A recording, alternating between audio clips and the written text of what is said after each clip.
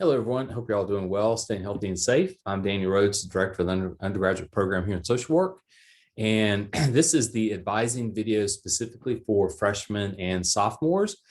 There's going to be a little bit of overlap. So what I'm doing is I'm doing videos like I did in the fall, specifically for freshmen, sophomores, and for juniors. So we're not having to kind of do everything in one video and you're having to kind of watch the whole thing. Spring semester is a little bit different. We don't really have to do advising for seniors because most of them are graduating, and there is some overlap with the kind of sophomore junior area where students are kind of their standing. So I'll let you to kind of discern which one of these videos you need to kind of go through.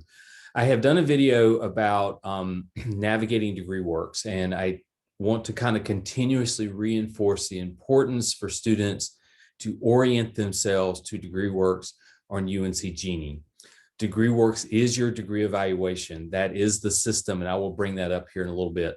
That is the system that helps you to navigate what you need to take, when it needs to be taken, what credits it's going to count for, how many hours you need to graduate, how many hours you have. And there's some small little kind of components of it that are really important that you just need to pay attention to. And a lot of the questions that I get from students when they're confused about something is really just kind of learning how to navigate degree work. So the students will sometimes email me a question about something, and I will pull up their degree works and I'll kind of see what the question is, the answer to the question, and I'll respond. So I just really want to reinforce with students that you really kind of have to just get oriented to degree works. I know it's kind of unusual system. It's not necessarily the most user-friendly, but it is a pretty good system, and it does kind of explain what all you need as far as classes and to stay on track to graduate when you need to. So I'm going to kind of walk through a PowerPoint, and then I'm going to pull up classes. You have received emails from me about advising sessions that start March the 15th. We'll have them Monday, Tuesday, Thursday, Friday, 1 p.m. to 5 p.m. at 1 hour increments. Students will come in and we will have faculty there. I will be in the main room to answer questions, any kind of general questions that students may have. If you have more specific questions, what I will do is break you out into breakout rooms with faculty so that you can ask more specific questions or questions that you don't want to ask in front of everybody else in the whole group session. So what will happen is this video should be attached in an email that I'm sending out. I'm doing this today because the fall schedule has just been released. And so I'm going to kind of walk through the fall schedule in this video a little bit, looking up some classes. I have not walked through the fall schedule myself, so I'll be doing it with you on this video. This is what I usually do when we do advising sessions anyway. So it is my request that you have seen this video before you come into the advising session, because hopefully that will answer some of the questions that you need answered in this video. And then if there's more specific questions, we'll try to answer those during the advising sessions. So let me pull up the PowerPoint and I will kind of walk you through spring advising. Here we go. And so this, sorry, too many things popping up. So this is spring advising. And what this means is basically it's spring advising for fall 2021. So, and this is specifically for freshmen and sophomores. And so for some of you, you're going to be rising juniors. So if you have taken Social Work 215 this semester or the previous semester, you're a sophomore, which means that you have at least 30 plus semester hours. So you'll be ending with around close to 50 or 60 semester hours, and you have taken or taking Social Work 215 right now, or maybe taking Social Work 215 over the summer, you will probably want to watch the video that I'll do for juniors. This is specifically for freshmen and sophomores.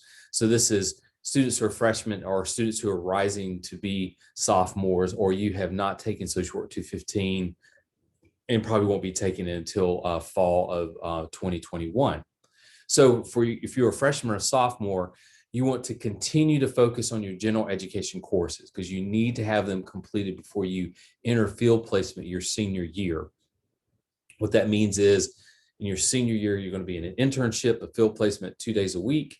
And so we really do prefer, it's kind of a requirement actually, that you have all your general education courses completed before you go into field your senior year. Sometimes we will work with students if there's 1 or 2 courses that you need to complete. But if you have, 4 or 5 general education courses, even though you've completed some of the social work courses, are not going to go into your field placement. We really want you to have those general education courses completed. For sophomores, so if you're a freshman and you are a rising sophomore, so you're going into your sophomore year in the fall, you'll want to see about taking Social Work 215 in the fall semester. There's 2 sections that are offered in the fall semester, and then there's 1 section that's offered in the spring. So if you are a freshman and you're going into your sophomore year, which is probably going to be most of you watching this video, then you will want to think about taking Social Work 215 over the next academic year, fall of 2021, spring of 2022. If you are unable to take it over the next year as a sophomore, that could potentially put you behind a full academic year. We do offer Social Work 215 over the summer. Sometimes that gets kind of a competitive course because we have transfer students who are coming in who will be starting their fall semester, and they're wanting to try to get into Social Work 215 over the summer. Just so you can be aware, you can register for summer courses right now. The advising code for summer courses is 65, so 555 555. I do not know when your fall registration window opens up. That's one of the most common questions I get from students. When can you register for courses? I don't know. We have 400 students in the program. And so what you have to do is you have to log into your UNC Genie, go to registration, pick pick fall 2021, and then it should tell you when your specific registration window opens up. What I'm going to try to add in my future emails, I've just now gotten a document that gives you an idea of when registration windows open up based on your class standing, how many credit hours you have and everything like that. But it is unique to you personally. So I don't know the registration windows for all 400 of our students. You know that logging into UNC Genie.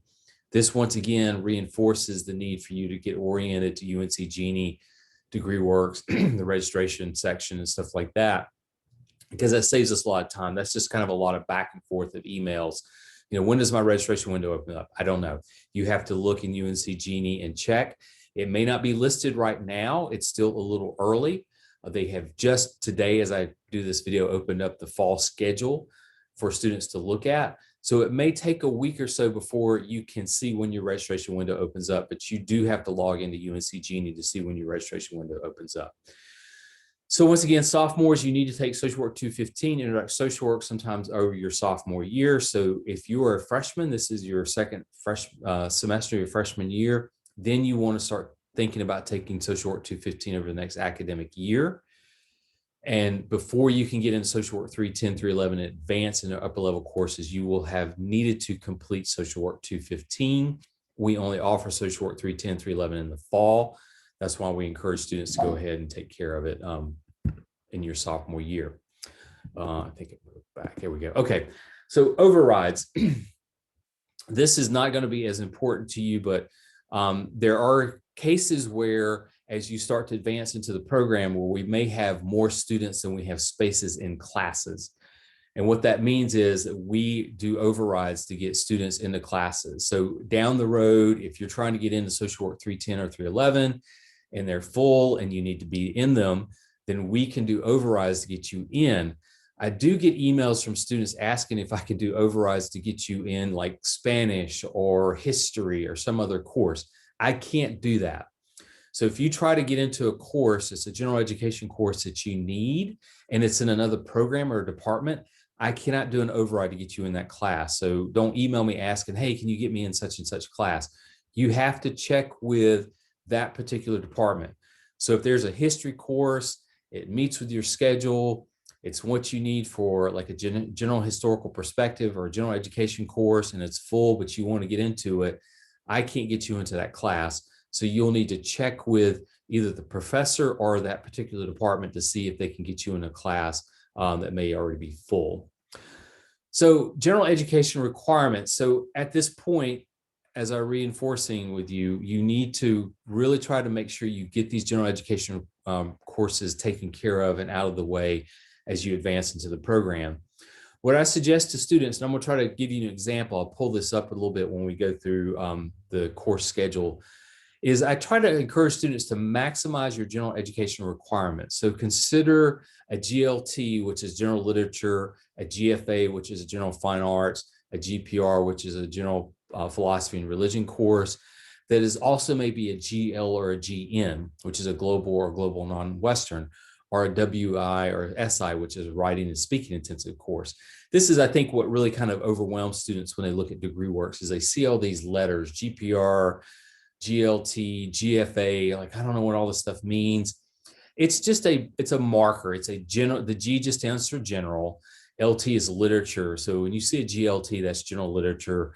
GFA is general fine arts. And what that means is there is a plethora of courses that are designated as a fine arts course or a general literature course or a philosophy and religion course. And I'll show you how to look that up. And you have a choice in those courses. What happens with some of these courses is they'll meet multiple kind of general education markers.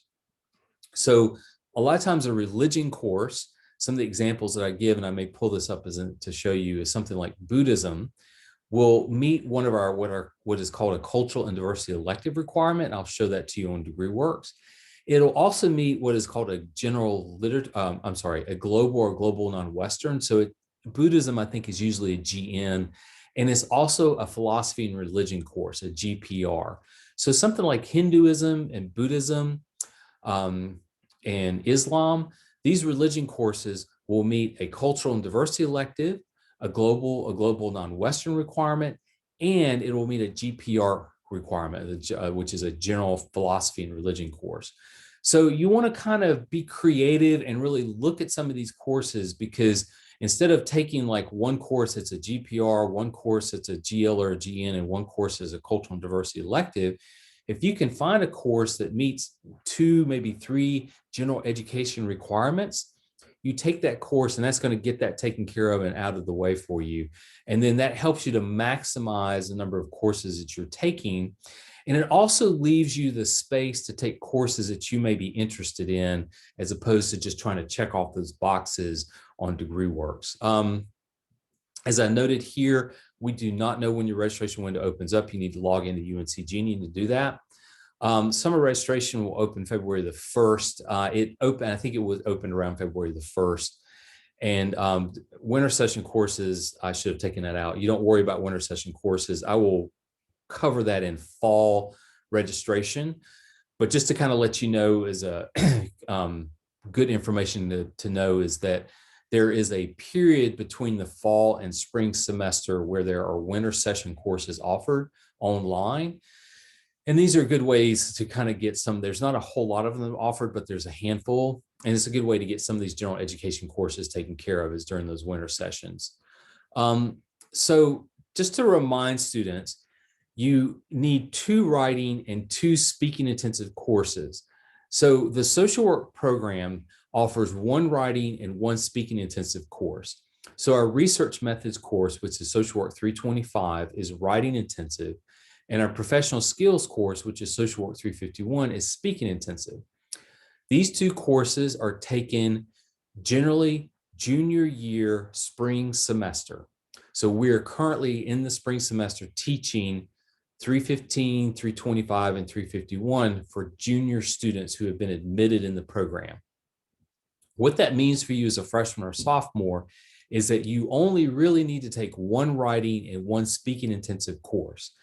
Once you've completed the 1 writing and 1 speaking intensive course, the other writing and speaking intensive course is wrapped up in the major, and that meets the university requirements for the 2 writing and 2 speaking intensive courses.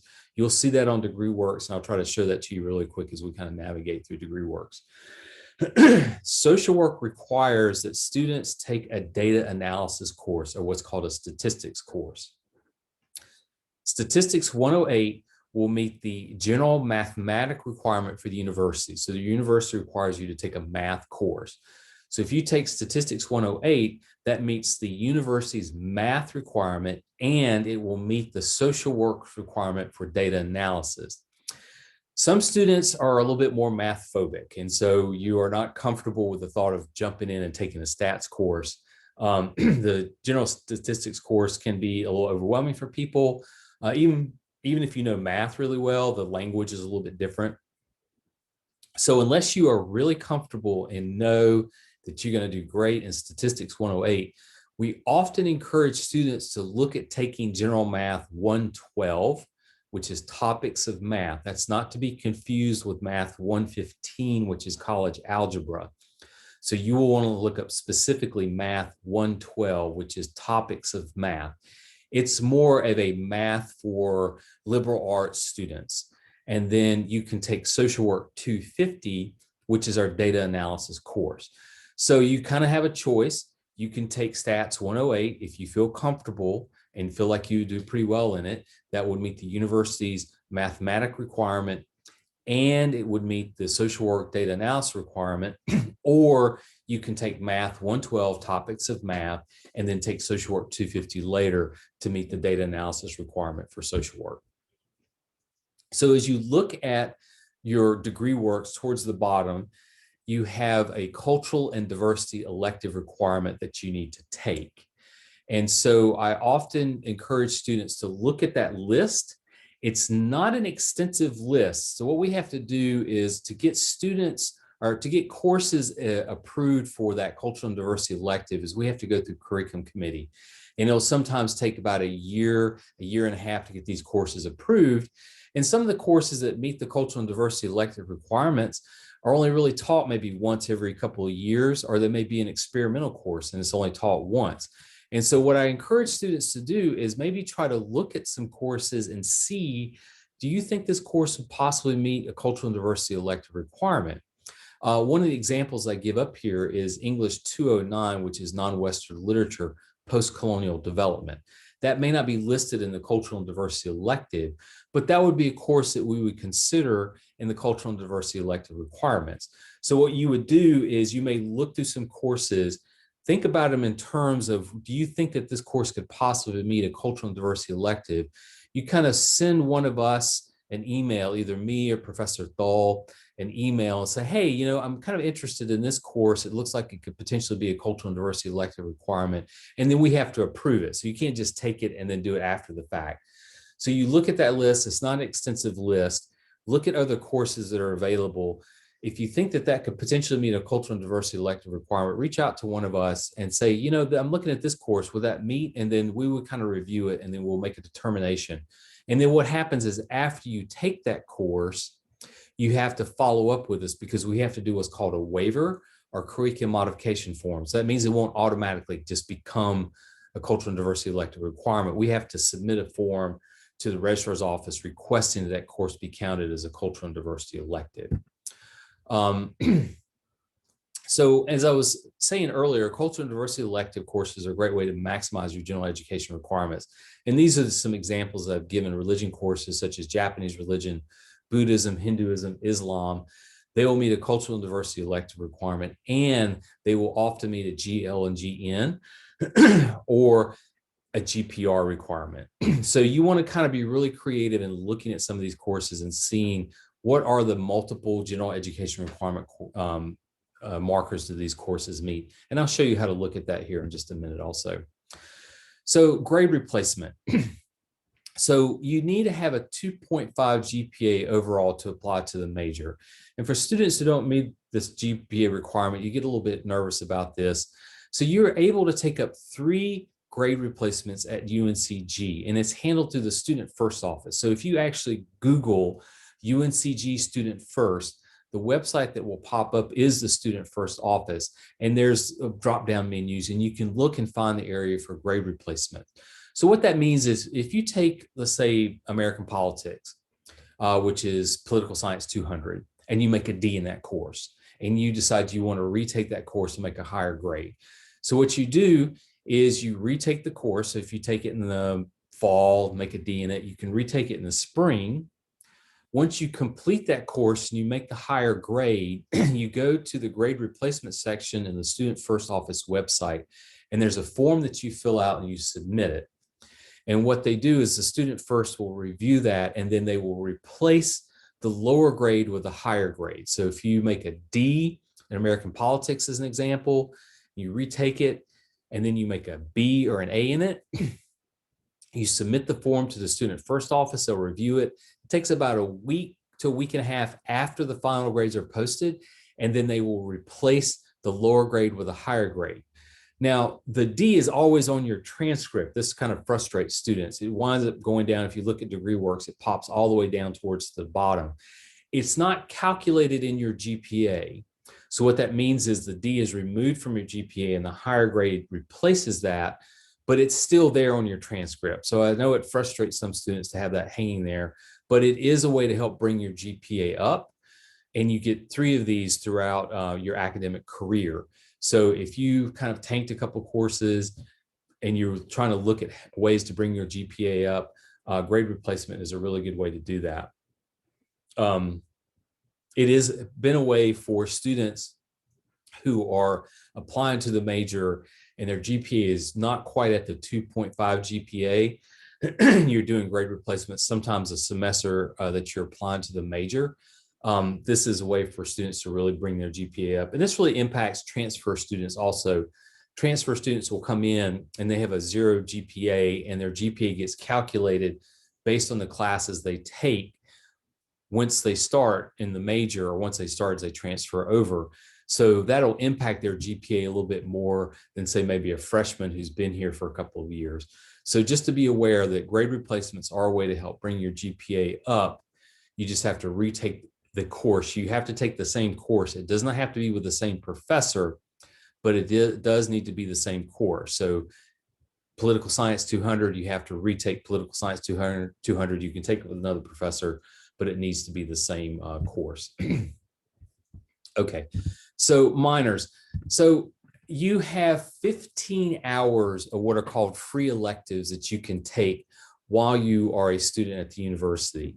And what that means is that gives you the autonomy to take any course that you want to: history course, philosophy course, religion course, literature course, whatever you're interested in.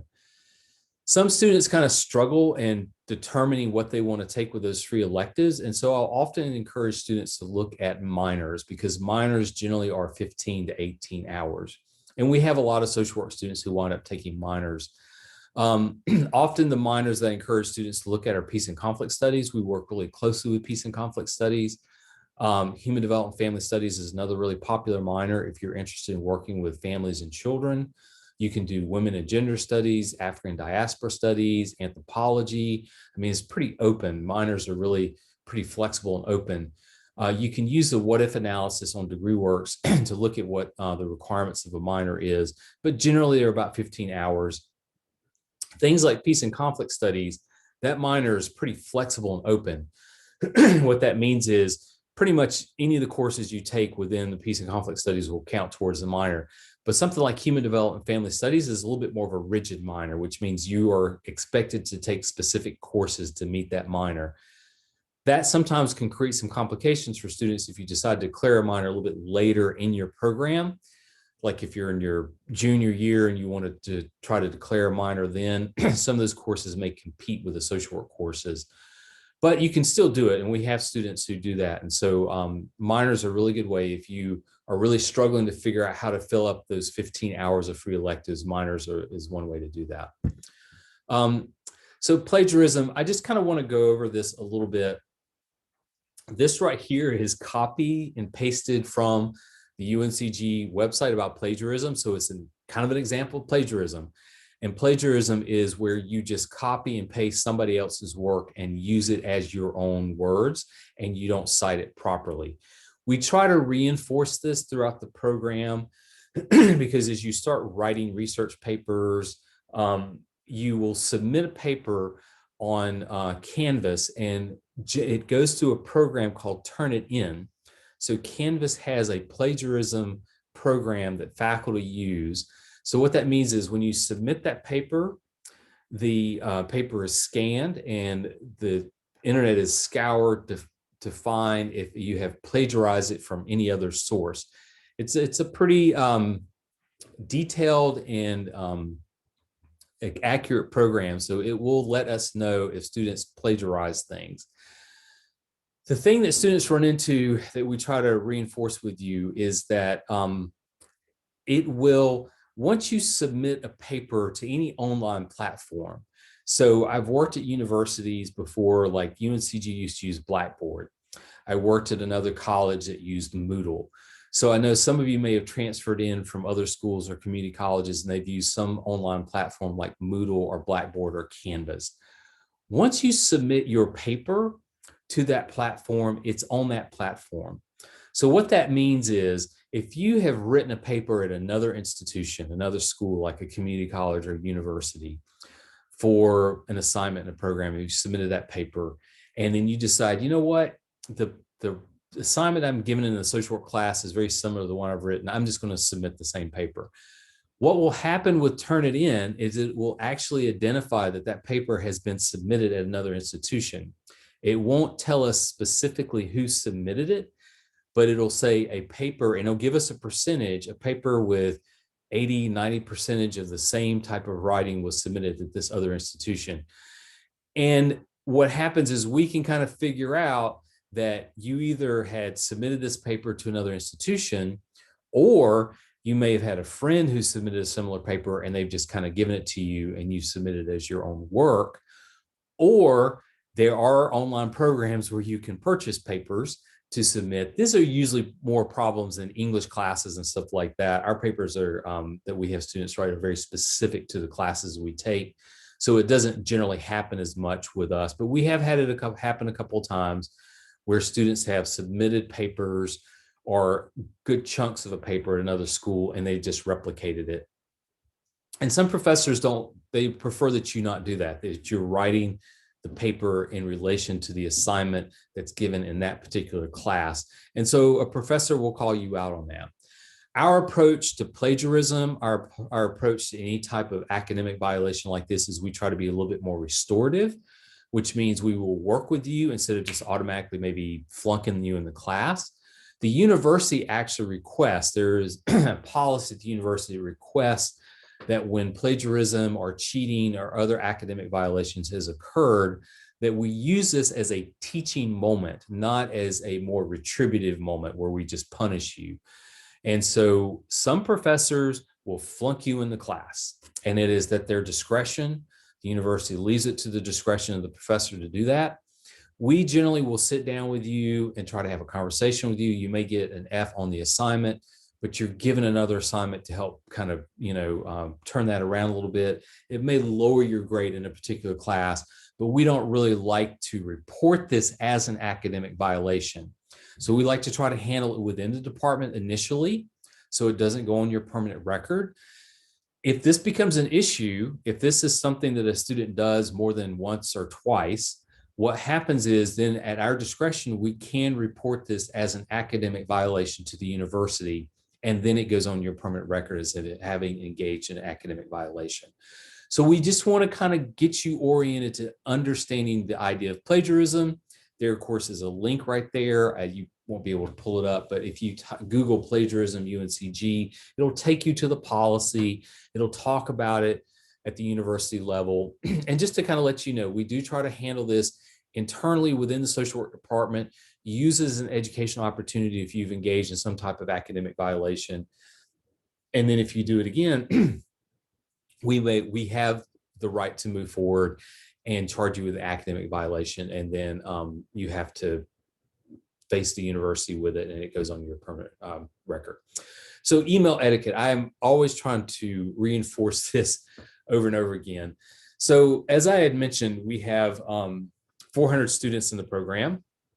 The coronavirus, of course, has impacted our ability to communicate with each other. I generally have an open door policy in my office. And so students will kind of come in and pop in and talk to me when something comes up. Now, of course, everything is handled through Zoom and email. And so our emails become almost unmanageable.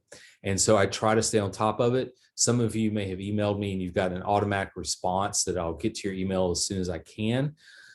and it has my office hours usually. And I know that sometimes there's some confusion. I try to have very set office hours, but as a program director, there's always meetings at an administrative level that's popping up. The university is trying to deal with the coronavirus. We're trying to deal with students who are having issues come up because of the coronavirus. And so I reinforce in relation to email etiquette that you always really kind of think about what is it that you're emailing me. I try to respond to emails as much as I can, but if they're superfluous emails, if you're asking questions that easily could have been found by Googling it or looking things up or orienting yourself to DegreeWorks, what happens is it really starts to kind of clog up my emails, and it's really challenging for me to get to all the emails. Some of them are more important than others. So the check 3 before me, I got that from one of my colleagues who has children in elementary school. What the teacher told her kids was, ask 3 before me, because the teacher will have said something to the class, and then the students will keep asking the teacher over and over again the same thing. And so the teacher said, you got to ask 3 of your friends before you ask me to ensure that that question has been answered. So I say check 3 before me is that ask a classmate, Google it, look in the BSW handbook, see if you can find something. I think that I get really frustrated because we will argue that this is a generational thing. And I don't think it's a generational thing. I think it's just a technology thing. I've done this myself. It's so much easier for me to pick up the phone and just text somebody a question instead of looking at it myself sometimes. And what I really want students to start thinking about is these critical thinking skills and this ability to be able to kind of be creative and find things. Now, if it's something that you absolutely can't find, if it's an essential question that you're worried about that's going to impact your program, then yes, you need to email me.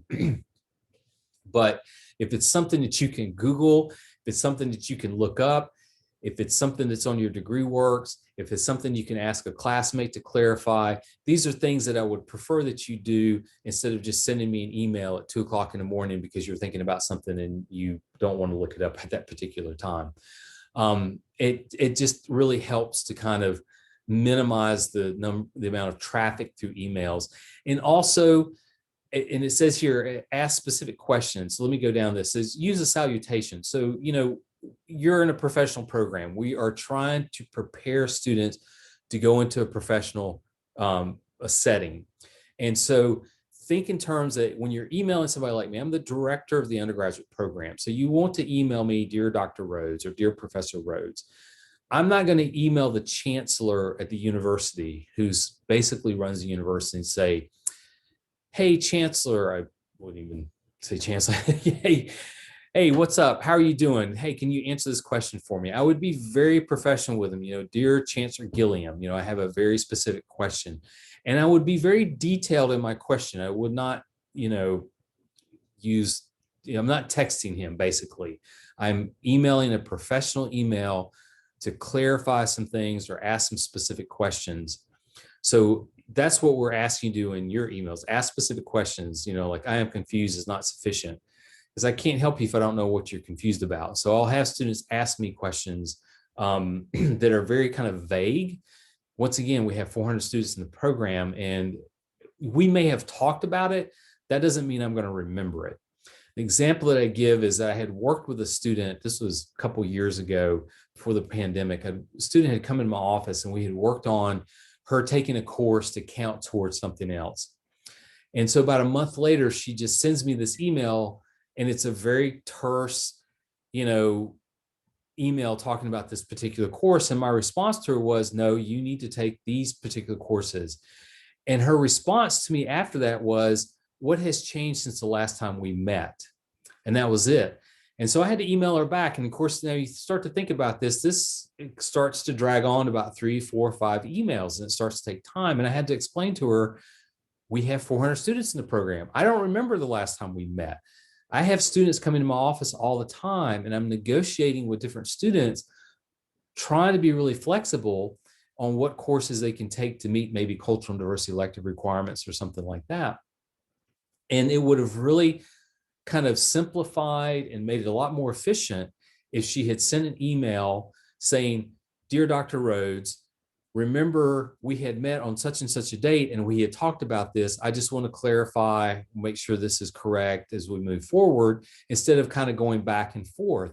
And I think sometimes students forget. So when you say something like, what's happened since the last time we met, I may not remember the last time we met because I have probably met with several students between the time that I've met with you. And so I am not going to remember everything that we had talked about or negotiated in relation to things that we're going to work with you on, such as doing waivers, counting certain courses towards other courses.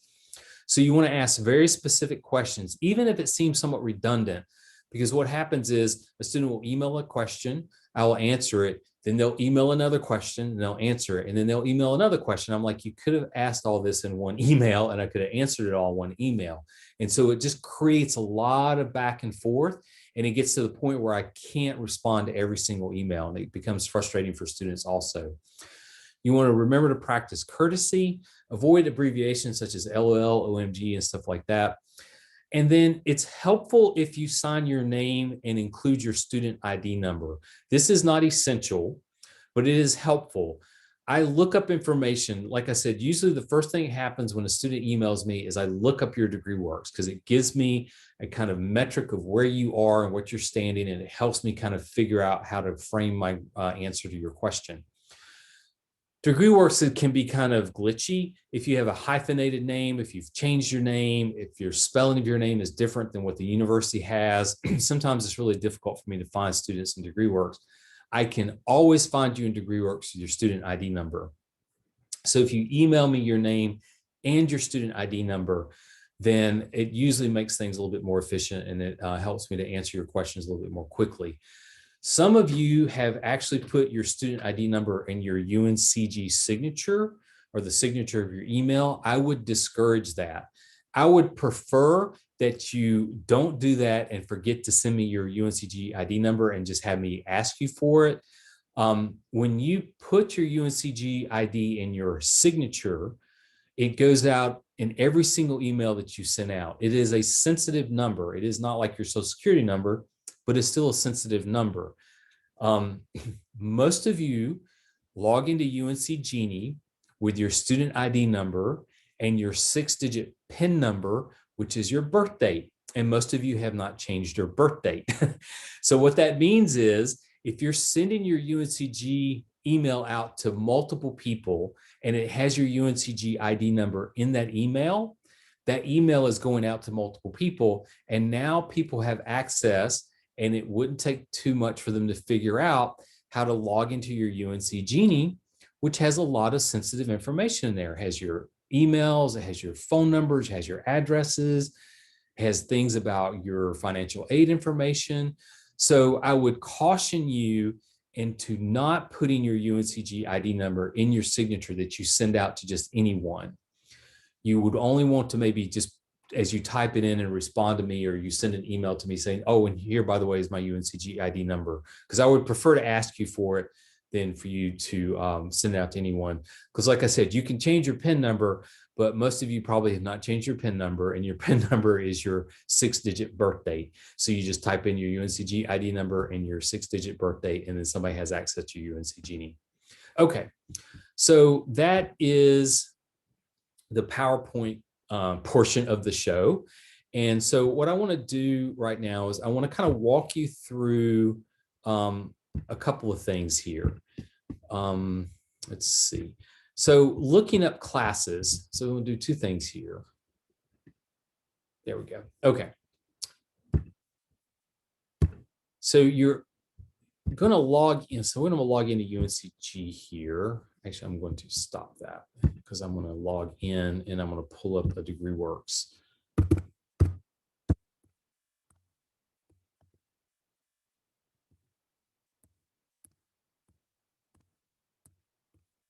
Mine would look different than yours because I'm a faculty person, and it's going to make me log in a couple of times. But I want to, give me an error.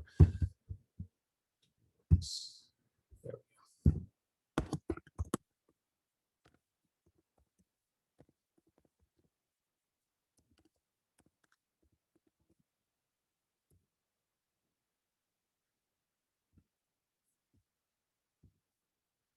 So what I like to do is I pull up, it's a kind of a mock student.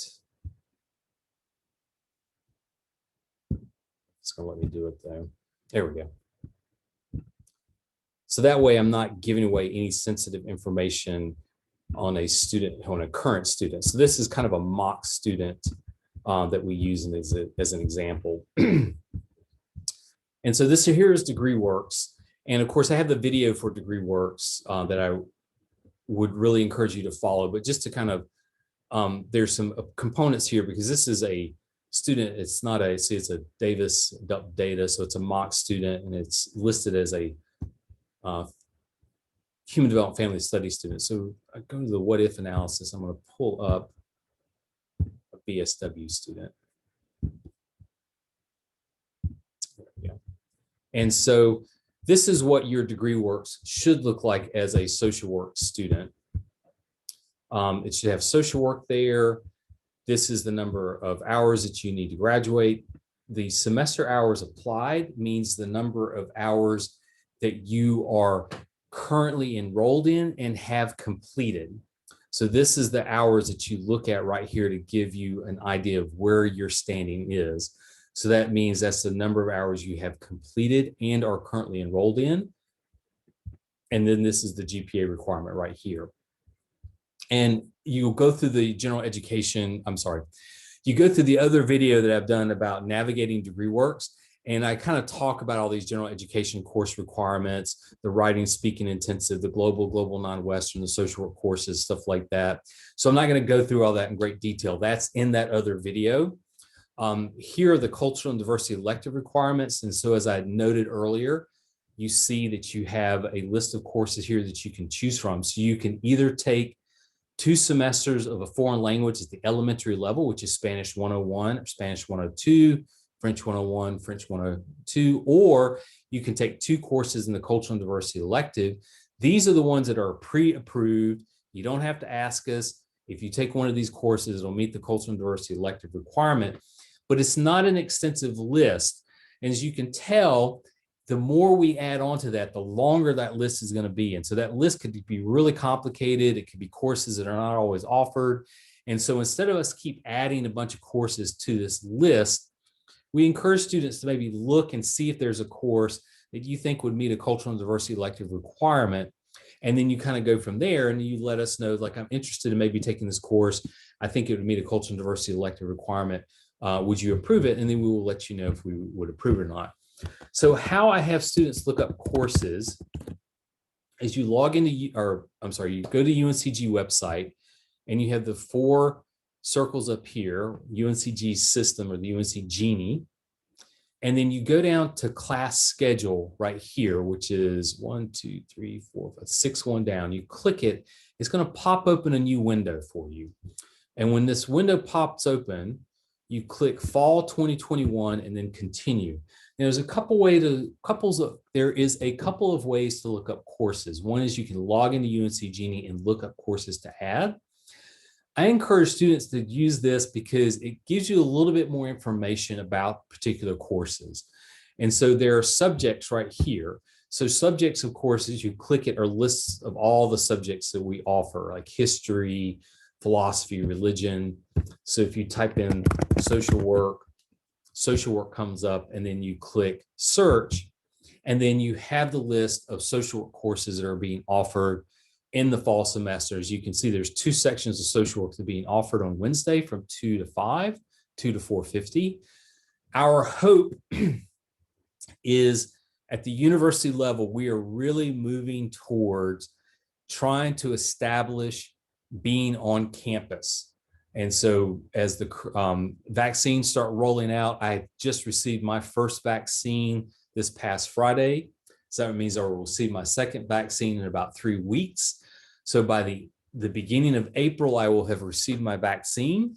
And we're hoping that all students will have access to the vaccine sometime at the end of spring, sometime during the summer, so that the fall semester, we can at least try to be back to somewhat of a normal on-campus, in-person, in-class sessions. And so as you see, a lot of our classes are we have a couple of them online, but a lot of our classes are starting to get towards where we're going to be back to being in class.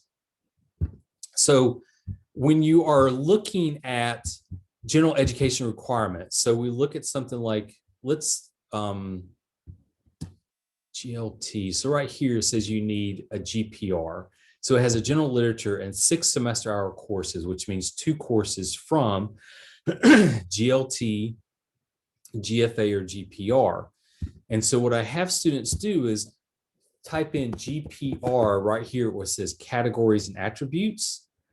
And then that's the philosophy of religion courses. And then you click search. And then what eventually pops up is all the GPR courses that are offered during the fall semester. And as you see, there is a large list of them. So one of the other questions I also get from students is, hey, could you help me find another course?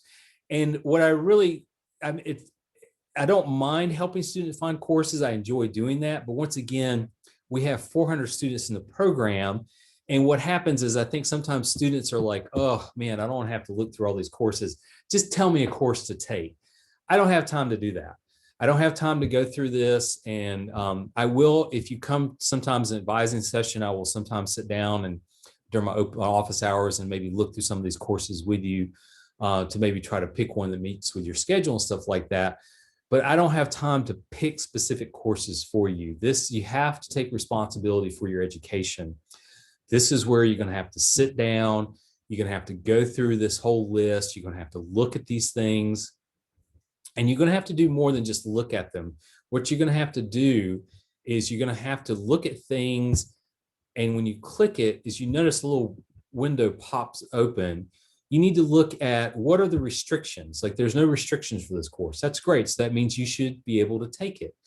Are there any co-requisites or prerequisites? There's no co-requisites or prerequisites for this course, which means this course is open to almost anybody. Now, if you look at some other courses, there's no restriction now. Of course, it's not going to come up now. Usually these higher level courses, GPRs are a little bit different. There may not be any restrictions for these courses. I'll have to pull up one and show you where there's a restriction. But there's some courses where there are restrictions, which means you are not going to be able to take it, even if it's a GPR course, because it's specifically designed for that particular major, or you will have needed to take in a lower level course in preparation for that course. So let me scroll down. Like I said, I'm looking through this for the first time. Okay, so here we go, Islam. So this is the example that I was showing you. So you look to the right here, you see Islam is a global non-Western and a GPR. Islam, which is religion 225, is also a cultural and diversity elective requirement. So if you take Islam, it would meet a cultural and diversity elective requirement. It would meet the global non-Western requirement, and it would meet the GPR requirement. So that one course meets 3 general education requirements. This is what I talk about. And this is what students have to do is you really have to take the time and the effort and the energy to sit down, go through these lists, look at these courses, and see which one of these courses are going to meet general education requirements. So courses like Islam are going to meet 3 general education requirements: cultural diversity elective requirement, a global non-Western, and philosophy and religion. Here you see elements of Christian thought, which is a global and a GPR. Religion, faith, that's only a GPR course. Introduction to Religious Studies is a global and a GPR course. So those are things that you want to kind of think about, especially as you start to advance in the program and you really are trying to get these general education courses taken care of. Let's look at general literature. So you type in general literature and click search. General literature courses pop up. Let's see if there's prerequisites. Nope. So here, the first one, Modern Chinese Literature and Culture, which is Chinese 220, which is a general literature and a global non-Western course. So the first one that pops up is a general literature course, a global non-Western. This is not listed as a cultural and diversity elective requirement course, but this is an example of a course that we would count as a cultural and diversity elective requirement. And so as you go down, you see mythologies, a general literature, and a global course. And you can scroll down and see this is 50 per page, and there's 2 pages. And so there's close to 100, probably about 75 courses that meet the general literature requirement at the university in the fall semester. So these are just examples of how you would look these courses up. You will have wanted to do this before you come into the advising session and have a kind of working schedule. You will want to have a couple of working schedules because some courses are going to fill up quicker than others. Another thing that I want students to be aware of is writing intensive courses and speaking intensive courses. What will happen? Let's see if this happens here. There's a lot of writing intensive courses. Actually, let me go back. So let me pull up philosophy.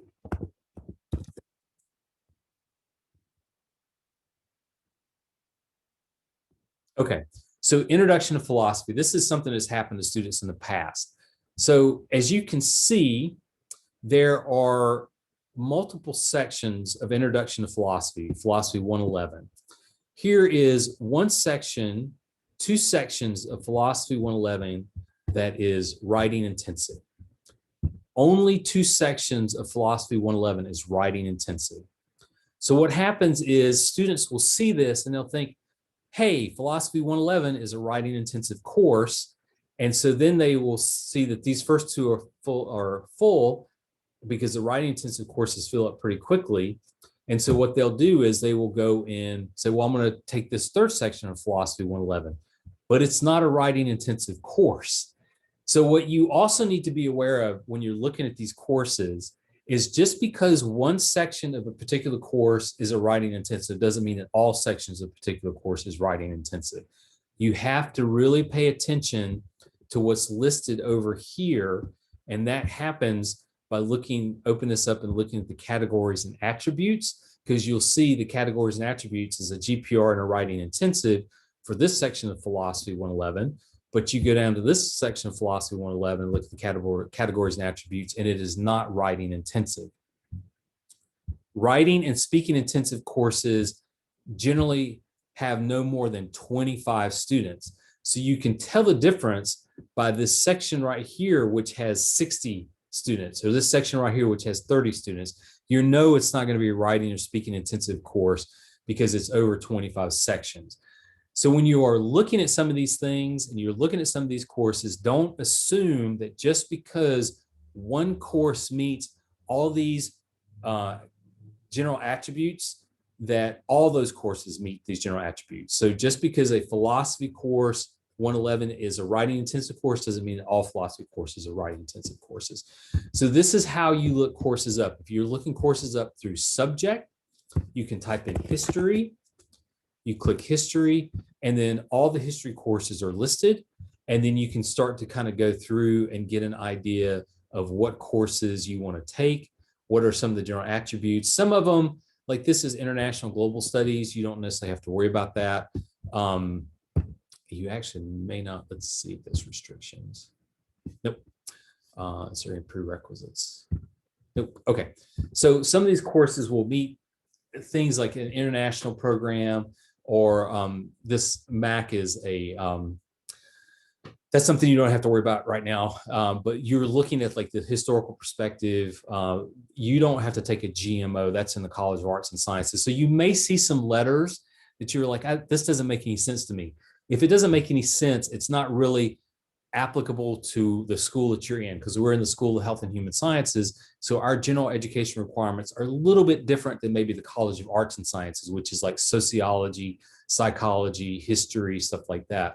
So like this GMO is a course that you would have to take if you're in the College of Arts and Sciences, but it's not required. You can look at your degree works. You can see that there's no GMO listed among these general education requirement courses. So you don't have to worry about that. But this course is a historical perspective and a global non-Western course. It's a history course. And so that would meet at least 2 of the general education requirement courses. And then if you're looking up courses based on what are called categories and attributes, which is the general education core. The general education core are these courses right here with the letters of GLT, GFA, GPR that get kind of overwhelming. So like I was saying, GMT is general mathematics. And so GMT 112 is topics of math, as opposed to general math 115, which is college algebra. So you don't want to get those two confused. So if you're really concerned that you're not very strong in math, you'd probably want to take math 112 as opposed to math 115. And that's about it. So you're mainly looking at the categories and attributes and the subject. I wanted just to show you really quickly, some courses are going to have what are called restrictions. So as you see in social work, the restriction here, of course, has to be a pre-social work or social work major. And then when you get down to like 411 restrictions is that you have to be admitted to the major before you can get in those courses. And then there's prerequisites, co-requisite is you have to have completed 315 or you need to complete 413 and 415 at the same time. It should have the prerequisites listed. It doesn't. That will sometimes prevent you from getting into a course and you're like, I don't understand why it's not letting me in. It could be that there's a prerequisite and the registrar's office just hasn't listed it. I'm sure they're going to be tinkering with this because it literally just got open today. And so they'll probably be tinkering with it a little bit. So these are things that you will need to look at as you start going through these courses and you're trying to pick out courses that you need. General fine arts course. These will give you an idea of course description. It'll tell you a little bit about the course, the categories and attributes. This is a GFA course. If there's any restrictions, cannot be enrolled if you're an art major. So what that means is that this is a course required for other students or meet other students' requirements, but if you're an art major, you're not able to take this course. Has the instructions meeting time, which this is, looks like this will be an online course. The enrollment is the number of students. It could be up to 140 students. So right away, you can tell this is definitely not a speaking or writing intensive course.